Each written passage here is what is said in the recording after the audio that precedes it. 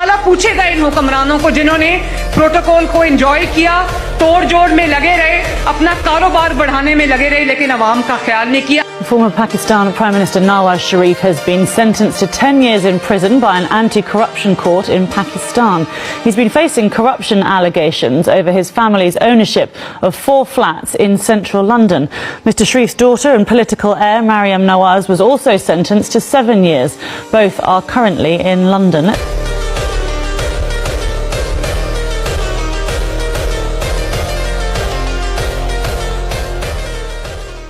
ताला पूछेगा इन हुक्मरानों को जिन्होंने प्रोटोकॉल को एंजॉय किया, तोड़ जोड़ में लगे रहे, अपना कारोबार बढ़ाने में लगे रहे, लेकिन अवाम का ख्याल नहीं किया। Former Pakistan Prime Minister Nawaz Sharif has been sentenced to 10 years in prison by an anti-corruption court in Pakistan.